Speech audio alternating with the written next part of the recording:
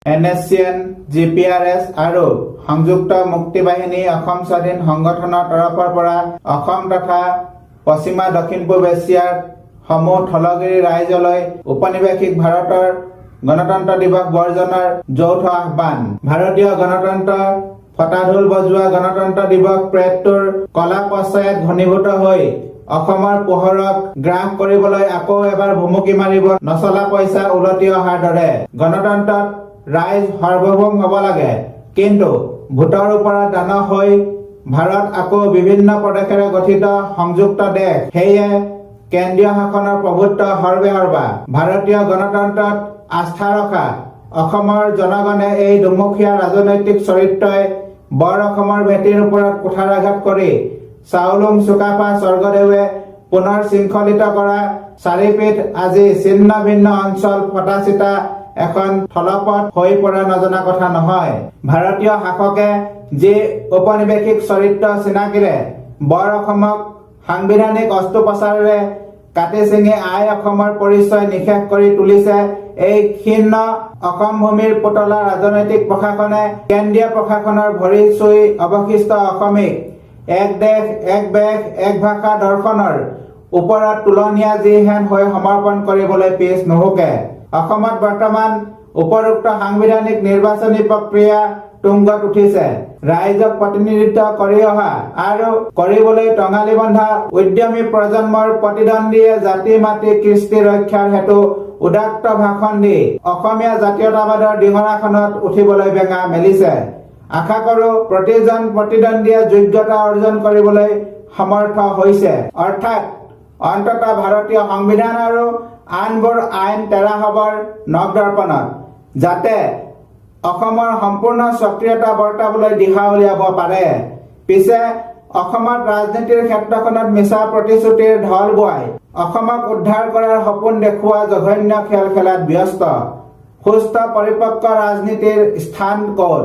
নকৈ নোৱাৰি যে নিৰ্বাচনী প্ৰতিযোগিতাত জয়ী হৈ বিধায়ক সাংসদ চিনাকিৰে শপত বাক্য শিৰোধাৰ্য কৰাৰ যদি সেইকণ জ্ঞানৰ অধিকাৰী নহয়, তেনে ৰাইজক প্ৰতিনিধিত্ব কৰাৰ সলনি পকা ধাননিৰ পৰা বতাহ চৰাই সুৰুৱা জুমুঠিৰে সজা মুখা পৰা হোৱা উচিত।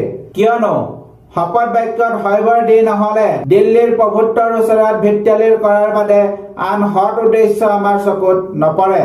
আত্মসন্মান আৰু মৰ্যাদাৰ অধিকাৰী অসমীয়া সত্তাই ঠেহ পতা অৰ্থ কঢ়িওৱা ভাৰতীয় স্বাভিমান শব্দৰ কণ্ঠত ঠাই দিয়া মনোবৃত্তিলৈ স্ফলন হোৱাৰ সমাজখনে কি সৰ্বাত্মক বিশ্লেষণ জড়তাত ভুগিছে? অসমৰ জনসমাজৰ দৈনন্দিন জীৱনশৈলীত এনে আগ্ৰাসন ঘটা কি প্ৰজ্ঞা দৈন্যতাজনিত? এই প্ৰশ্ন উত্থাপন কৰিব লগা হৈছে এইবাবেই যে এদেও দুদেওকৈ ভাৰতীয়কৰণ মজিয়াত ঢালি দিয়া তেল বিয়পি পৰা দি বিয়পা ব্ৰিটিছ উপনিৱেশিকতাৰ দাপোন হৈ পৰিছে।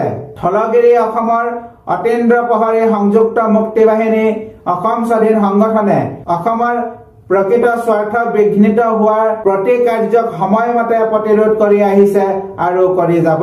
ভাৰতৰ তথাকথিত গণতন্ত্ৰ দিৱস প্ৰতি থলগিৰি সন্তানৰ বাবে আপাংতেয়। সেয়েহে প্ৰতি বছৰে অসমৰ ভূমিত ইয়াক পালন কৰাত আমি বিৰোধিতা কৰো। এইবেলিও অসমৰ ৰাজনৈতিক বা অৰাজনৈতিক অসমৰ সমূহ ৰাইজক গণতন্ত্ৰ দিৱসৰ সকলো কাৰ্যক্ৰমণিকাত যোগদান দিয়াৰ পৰা বিৰত থাকিবলৈ আহ্বান জনালো। আমাৰ প্ৰতিবাদী কাৰ্যসূচীৰ অন্যতম হ'ল ২৬ জানুৱাৰী ০০১ বজাৰ পৰা ১৮ বজালৈ সৰ্বাত্মক বন্ধ। অৱশ্যে জৰুৰীকালীন বিভাগবোৰে কৰ্মৰত থকাৰ কোনো বাধা নাই। শেষত থলগিৰি অসমৰ আজি আৰু কাইলৈৰ বাবে উপৰোক্ত বন্ধ সফল কৰি নিজৰ আৰু জন্মভূমিখনক বিপদমুক্ত কৰোৱা হওক। হেৱলিত ডক্টৰ অভিজিত অসম, সভাপতি সংযুক্ত মুক্তি বাহিনী অসম স্বাধীন। বিবৃতি প্ৰকাশক কেপ্টেইন দীপ অসম, প্ৰচাৰ বিভাগ সংযুক্ত মুক্তি বাহিনী অসম স্বাধীন। জয় আই অসম।